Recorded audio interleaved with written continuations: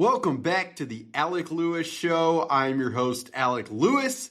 This is episode 128, recording on Friday, November 14th. The guest is Kevin Fishbain. He's been on here before. He covers the Chicago Bears for The Athletic, a colleague of mine who's covered this team for a long time. And we talked about Caleb Williams. We previewed this matchup. We got into observing quarterback development, a lot of different angles, avenues, detours throughout this podcast, but always fun to chop it up with Kevin before these games. As always, if you're new here and watching on YouTube, please hit the subscribe button below. There's a little red thing in the corner too, where you can just hover over that.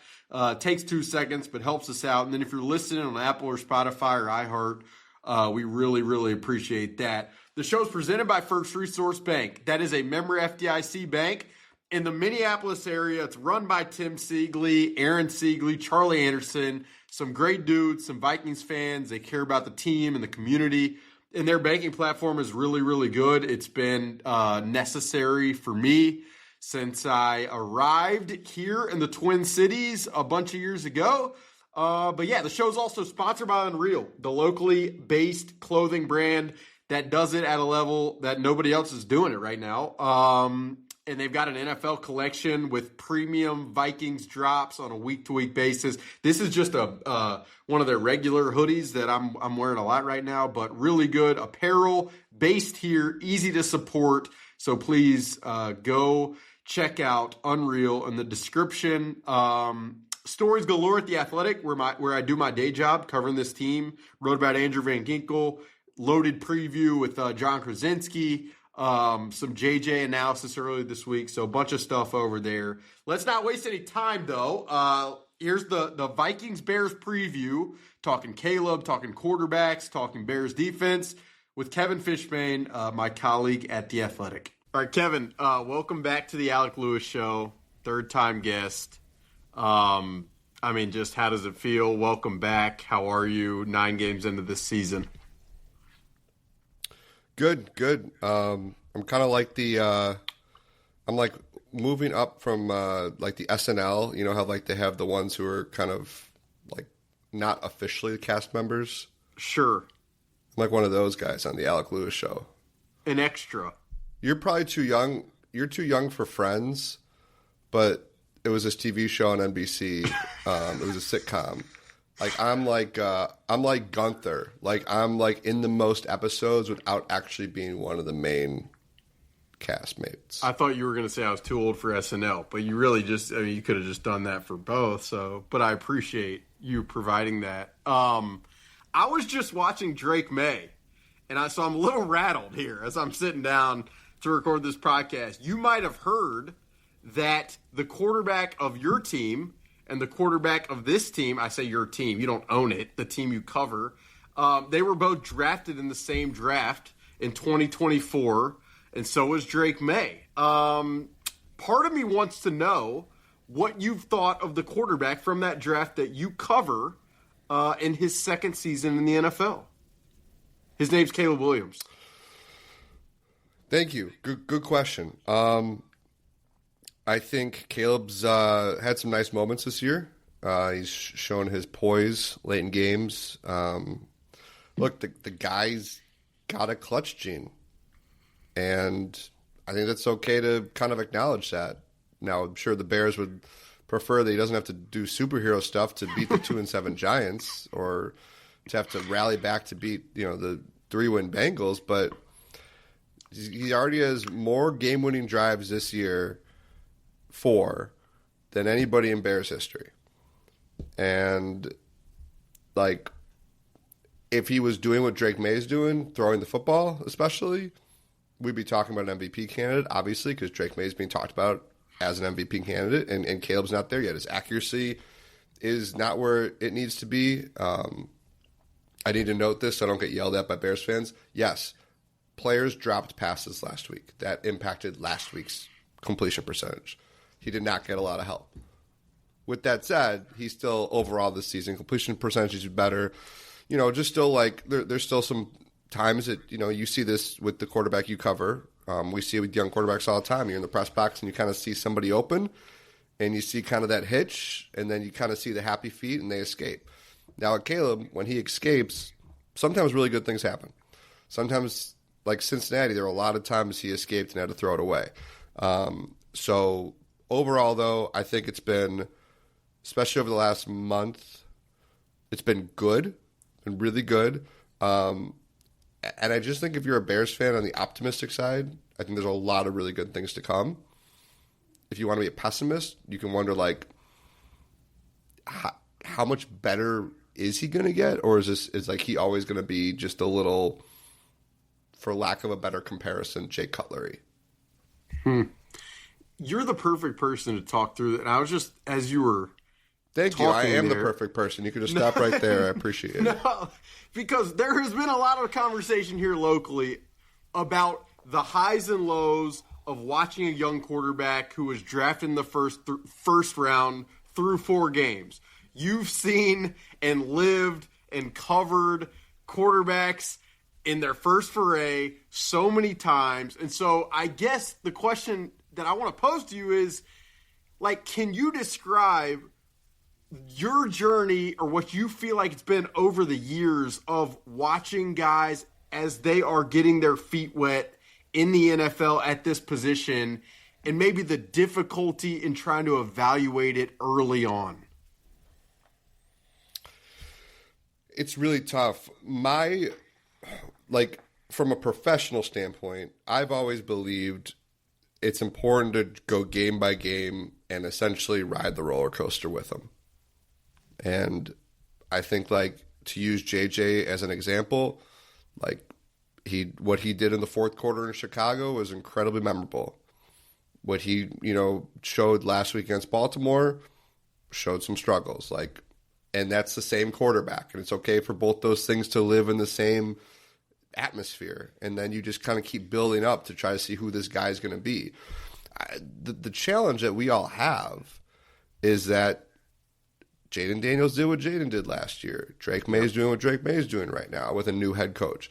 What CJ Stroud did a couple years ago.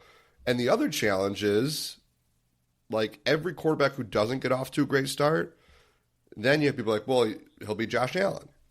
Josh Allen's a unicorn. Exactly right. But, you have to acknowledge that Josh Allen did happen. And now you even can add Baker and Geno and Darnold to the list. So you kind of, have all these different – so my whole thing is, and I'm going to sound like a GM here. These guys all have different trajectories. They all have different paths. And, I just always try in my position to, just watch the development, see what you can see. And, I don't know, sometimes these guys, when they're in tough spots, they just get rattled. And I think, you see them not trusting their offensive line or not trusting the play call or not trusting the receiver to get open. And it was a lot easier in college.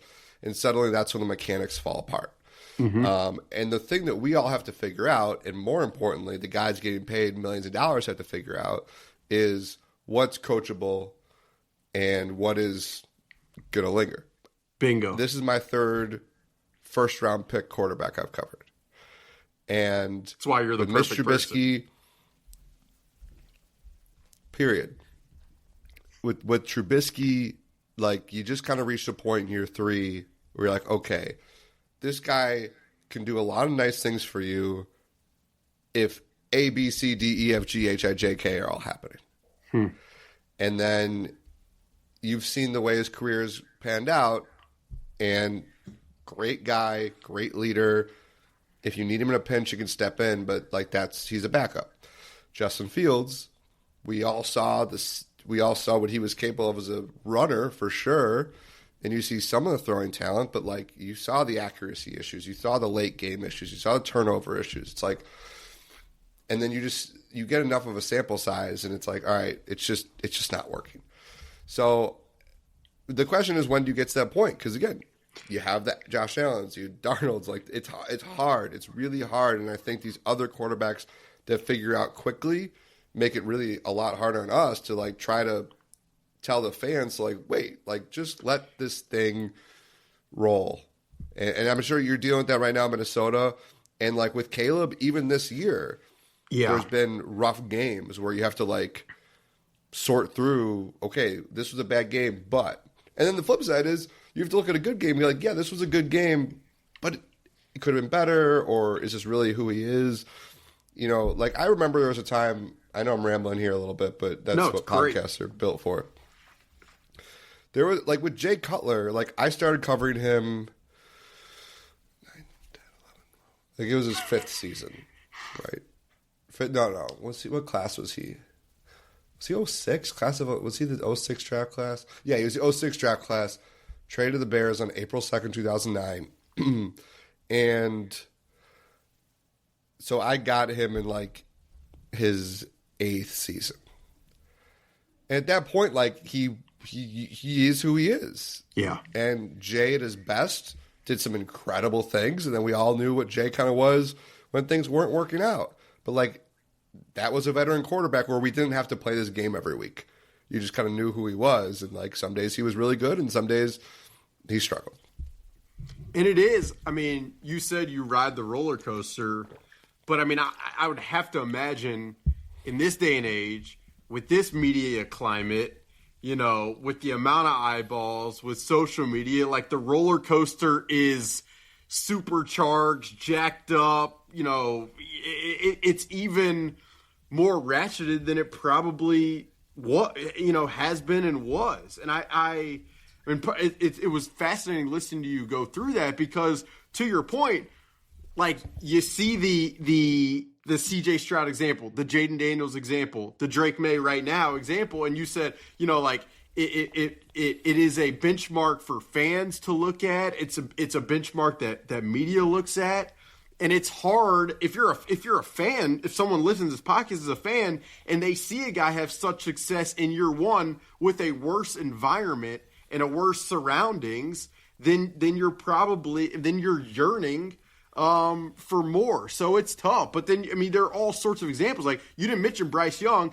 Guy won the Heisman, was unbelievable, controlled the entire Alabama offense, and then he enters the situation that he did in Carolina. And, I mean, it's so hard to really evaluate coaching, organizational structure, you know, size at that point. There's just, the variables are endless, and you're matching it all the time to previous examples in your head, probably. And that's why it's an interesting conversation. I mean, to Caleb, you know, what's fascinating to me is because of the late game highs that you referenced, and they're evident on film, and he'll evade pass rushers in a way that is beyond unique, and scramble for a 30-yard touchdown to win the game. Like, it makes it easier to overlook him missing a read over the middle of the field, which is evident in a lot of these games. So, like, for you, as you watch the season, I imagine in rhythm within the pocket has been something you guys are analyzing day to day.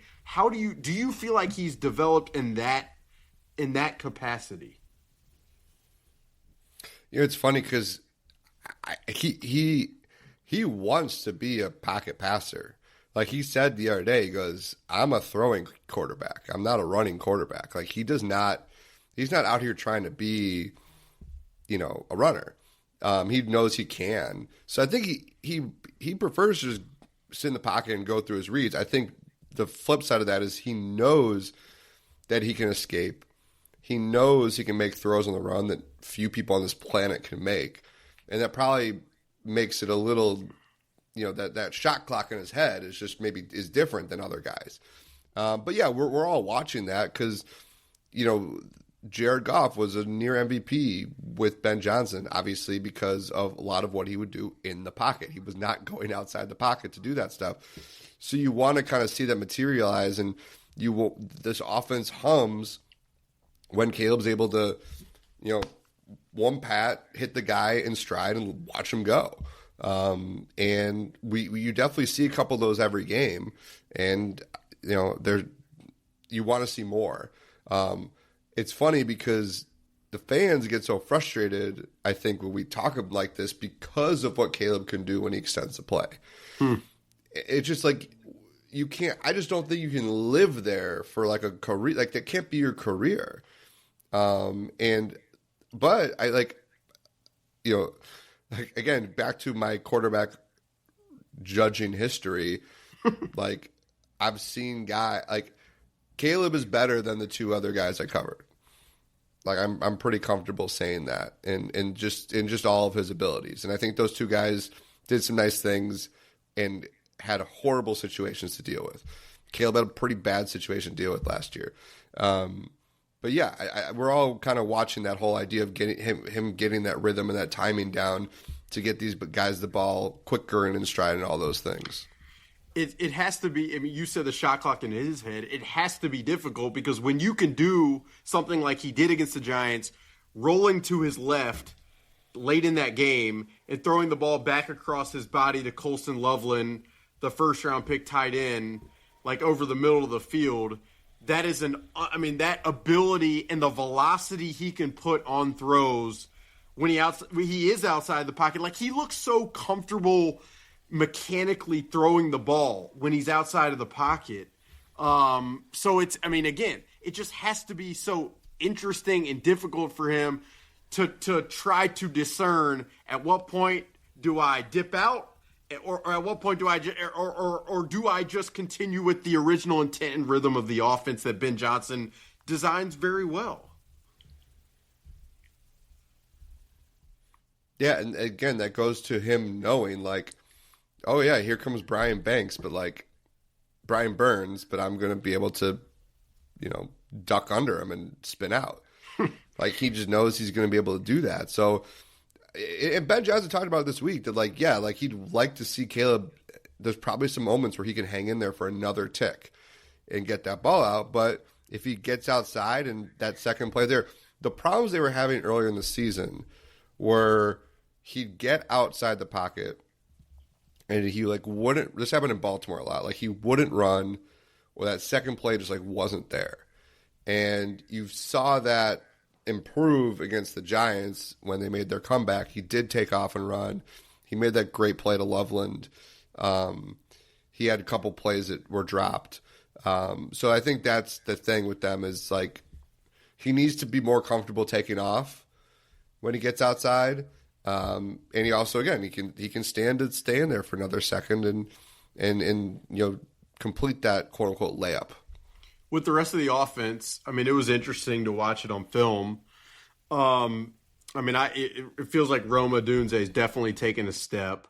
As a Mizzou guy watching Luther Burden, I would be shocked if his snap count is not on an upward trajectory with what he's shown. Zacchaeus, the other receiver, is kind of interesting. DJ Moore's there, and sometimes in the backfield, sometimes he's out wide, and it's interesting to watch him within this scheme. And then the run game, it feels like when DeAndre Swift can get outside the tackles, like he has speed and has juice to move the ball up the field. I just, from an offense-wide, players around Caleb, be it offensive line, be it some of the guys I just mentioned, what is most curious to you as you think about not only Sunday, but the duration of the second half of this season? Yeah, it's funny the way you describe DJ Moore, because something I've been saying since like week 3 is we're going to have a DJ Moore game. Like, we're going to have a game where he has 8 catches for 120 yards because, he's capable of it. He's had some good games against the Vikings. It just hasn't come yet. Rome's had 2 great games. Loveland had his breakout game. Burden had a big game earlier in the season. I don't think Zacchaeus is kind of ever going to have those kind of gaudy stats. But I mentioned all that to be they're 6-3, and DJ hasn't had a huge game, and Rome had 0 catches when they scored 47 points, and their number 10 pick has had some great moments, but they still haven't really fully unlocked him. They're 6-3, and they had one of the worst run games in the league the first month of the season. They've obviously fixed that. So you could look at that and say, well, something's off here, or you can look at it and say, these guys haven't come close to unlocking their potential. I think it's a little, I don't think it's fully that, but it's somewhere kind of in the middle, like teetering towards, like, they have not played their best game. And like, it's just a pretty good collection of skilled players.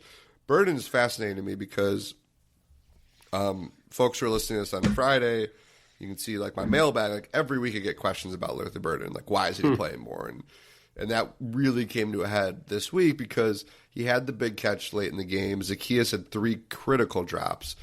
And I did check, like their snap count was pretty close. It was 39-33 in favor of Zacchaeus. So you're right. And Ben Johnson essentially admitted, like, they got to give him the ball more. He is electric when he gets the ball in his hands.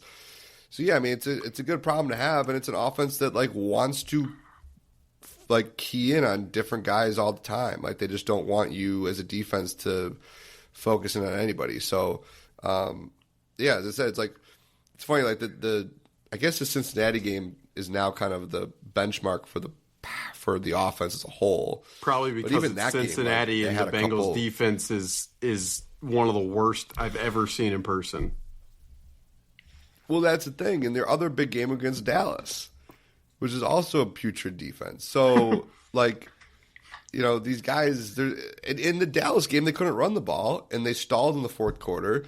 In Cincinnati, like, they had a few drives that were just empty drives. So, like, there's still more that this group can figure out as this thing gets going. I mean, look, Ben Johnson keeps saying they're going to be playing their best football in December. So, yeah, now's their time to present that. It is, I mean, the way you just described it is pretty much how it looks. Like, there are instances where it looks like the rhythmic Ben Johnson offense that Vikings fans listening and watching this podcast would be used to from what they saw in Detroit. And then there are other instances where it just, frankly, it looks kind of like a mess. And it's still a lot of, you know, formationally, to go really in the weeds, it looks fairly similar. They'll use 2 tight ends. They'll have Kmet as a fullback in the backfield. There's a lot of early down play action from under center. They'll use a jumbo offensive lineman. Like, it's, you know, they'll be as creative as possible. It just feels like it hasn't been the most rhythmic. The DJ Moore mention is probably a good one. I mean,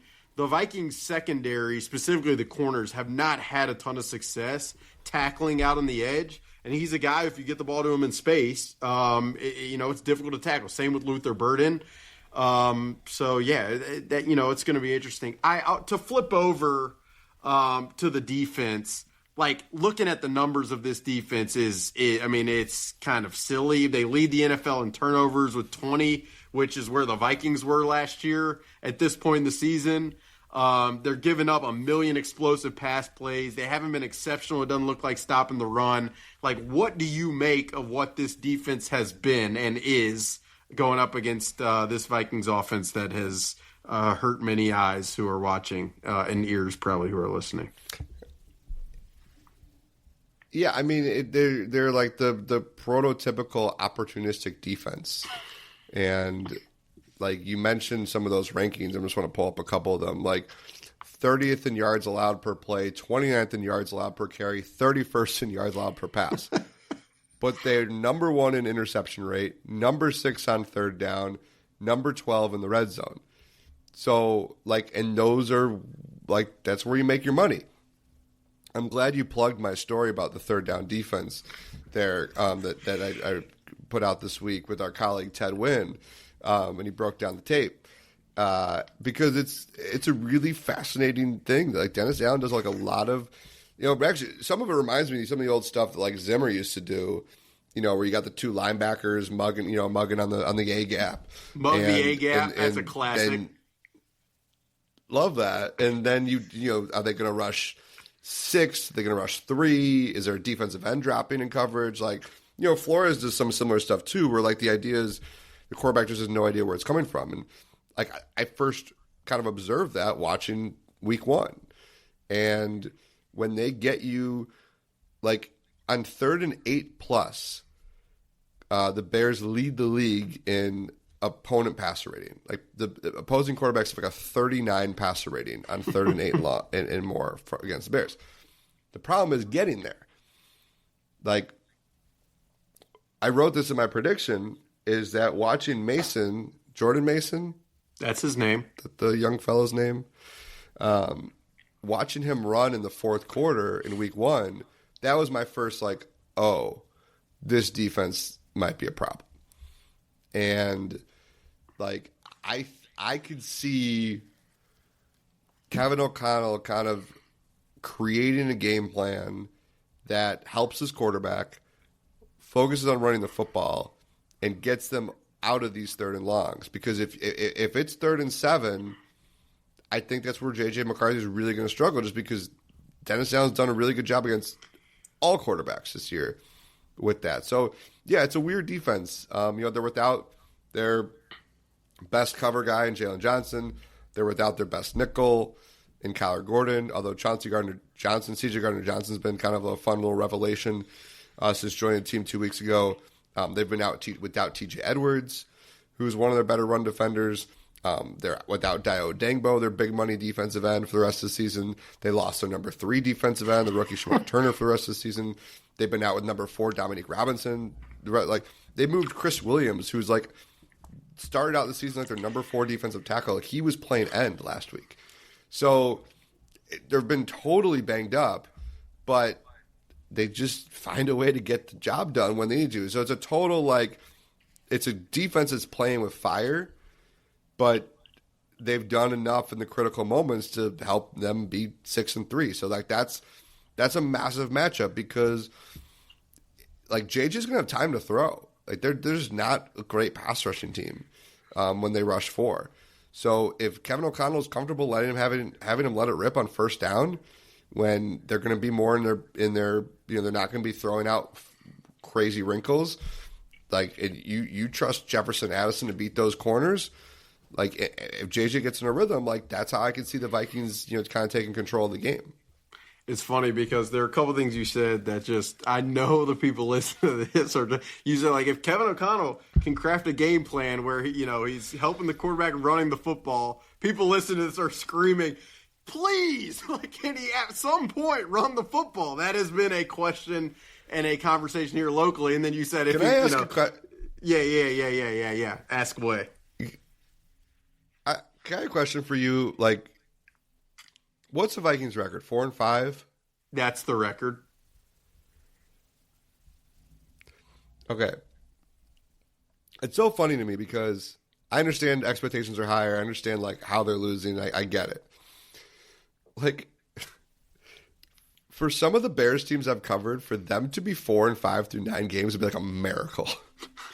I'm talking about the teams with a rookie quarterback.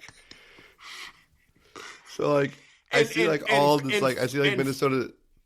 Frankly, JJ didn't play for 5 games. Carson Wentz was the quarterback, and they've been in almost, most of these games. I mean, beyond the Thursday night game against the Chargers, I mean, all of these games have been pretty close. The Falcons in week 2 was a mess, but I mean, for the most part, there's a very obvious path where they would be 6-3. I guess it's a tough comparison because obviously this Vikings team is built to win. There's a lot better players and stuff. Like, I mean, the worst case scenario is the 2024 Bears. They had a rookie quarterback, a lot of veterans, and they totally torpedoed their season after the Hail Mary. Now, that's obviously not happening in Minnesota, but it's just kind of funny to be like, man, they're 4-5. Like, that's not great, but like, usually when I'm covering teams that are having fans be so angry, usually like they're 2-8. Yeah, and I think, I mean, it's very apt of you to mention that. It's funny because I had a conversation with our colleague Jeff Zrubiak, who covers the Ravens, before the game on Sunday, and Jeff was like, yeah, people are negative here, but you'd wait to hear what the Ravens people are saying right now about this team. So oftentimes, maybe the summary, the theme is just these fan bases that you don't observe from close up are all beyond frustrated and mad. It's highly entertaining. But the funny thing you said was like, or Kevin O'Connell could lean into throwing the ball on first down, which I know people here are like, that is something that is very likely to happen. My thing is this. So I was going to bring up the third down story that you wrote, because what Dennis Allen is doing is essentially, it looks like a punt block before the snap, And you said it. You don't know who's coming and who's dropping. And I guess my question with this game is, what is preventing him from just letting it rip? Because like there have been times in the past with Brian Flores against young quarterbacks where he's just decided, like, you know, handle the pain, young fella. And that's been the approach that he's taken. It just part of me wonders, like, you know, with the cornerback situation that Chicago has and the lack of pass rush, and, you know, like, what would prevent them from throwing just the screwball and trying to affect the Vikings in that way? It's a great point, and the best comparison, I guess, is when the Bears get a stop on first down, we do see some stuff on second down. It's like we saw, like, you'll see safety blitzes on second down. I think Gardner Johnson, one of his sacks last week came on second down, blitzing from the nickel. So, yeah. So I think that, like, we could see some more second down stuff because it's a young quarterback as opposed to waiting to third down. The problem is you have to stop the run game. Like, you have to, if it's 2nd and 2, he's not going to do any of that. And, like, they did a pretty good job against the run early on last week against the Giants. So, but, you know, it's just not a group that they give up a lot of yards.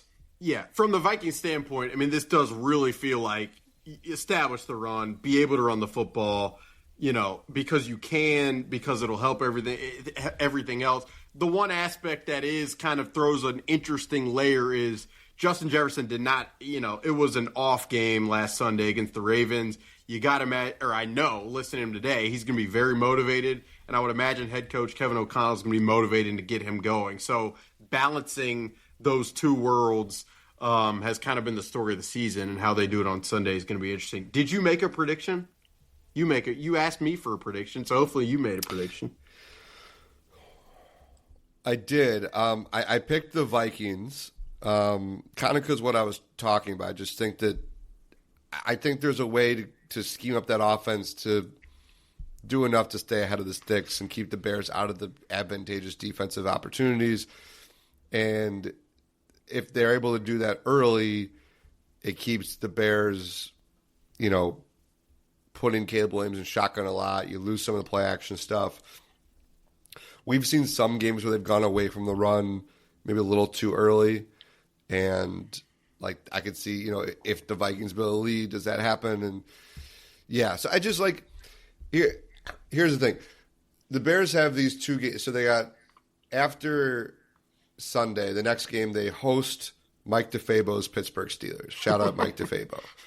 And I just think the Bears, like, in this path to prove they're real, like, you need to split these two. And so, like, with that in the back of my mind, like, it's tough to win in Minnesota. Mm-hmm. You know, maybe they lose that one, then beat Pittsburgh, and then they'll lose in Philly on Black Friday, and then see how December goes. So that's kind of the way I was, like, looking at it. But I will say this, and this could mean nothing. The fact that they haven't won in the division is clearly been, like, a talking point. Like, you've heard a couple people reference it. So now that they're not motivated for every game, but I do think that there is, like, an understand, like they understand that they have to win these division games. And you can't start 0-3 in the division. It's not good. So I don't think they'll be lacking motivation or anything like that. Like, they're going to become ready to go on Sunday. And certainly they've got a bad taste in their mouth. What happened in the fourth quarter in week 1? They totally blew that game. As Ben Johnson said, they're a different team, as are the Vikings. But yeah, I'm hoping, expecting to be, you know, close one. I've been to Minnesota for some just horrific Bears-Vikings games. I mean, there was a Monday night game. Even the one last year or that something? was one I mentioned. The score was 12-10. It was like a couple years ago. And like, it was Justin Fields' like first like legitimate game-winning play. And last year's game was Bears just got blitzed out of the building. I've been to a lot of season finales where it means nothing for the Bears. It's just the games haven't been very pretty there. So I'm just hoping for us we can get an exciting matchup. Yeah, I'd pick the Bears, which is not going to curry favor with the listener viewing audience, but it was a Caleb Williams, just faith in that quarterback versus where the Vikings are right now. That was a selection. All right, before we hop off and I go check to see if Drake May's 20 for 20, can you tell the listeners where they can find your podcast, Breaking In? Drake May is 19 for 23 for 205 right now. Sure, naturally. Yeah, good player. Thank you. I have a podcast called Breaking In with Kevin Fishbain. You can find it on all of your listening platforms, also on YouTube and Instagram. So check it out. Alec was my test podcast, so maybe one day he'll be he'll get a real episode. It's been a lot of fun. I had Joe Buck on the week that the Bears Vikings last played. That was cool. And who's your guest this week? Who do you want to be on? This past week was Judy Batista, NFL Network, phenomenal writer, reporter. Next week, still we're working through who next week's going to be, but we've got some big-time NFL names still left on the docket as the season goes. Maybe get some college football. I actually have a soccer guest coming up in a couple weeks. Okay. Mix that in. Who would be Brennan Quinn? He is a senior writer for us at The Athletic. That's why I want to get his perspective on the job that we do or want to do or try to do. Thank you. I'm adding it to my list right now. But for those of you who are interested, it's I interview sports journalists about their origin story, and it's been a lot of fun. And check it out. It's rate, fascinating. Like, subscribe, follow. Right. They've already heard that in the intro of this. Thank you. Appreciate it, Kevin. I will see you at US Bank Stadium for the life changer. Thanks, Alec. That'll do it for episode 100 and 128. Episode 128 on the Alec Lewis Show. If you're new here watching on YouTube, hit the subscribe button. If you're listening on Apple or Spotify or iHeart or wherever you get your podcast, you can rate and review. And all that stuff helps us out. Show's presented by First Resource Bank, which is a locally owned bank that is exceptional, unbelievable banking platform and run by really, really good people. And then sponsored by Unreal, the locally owned clothing brand that has limited edition NFL drafts. For more on this game, please go check out our loaded story at The Athletic previewing it with John Krasinski.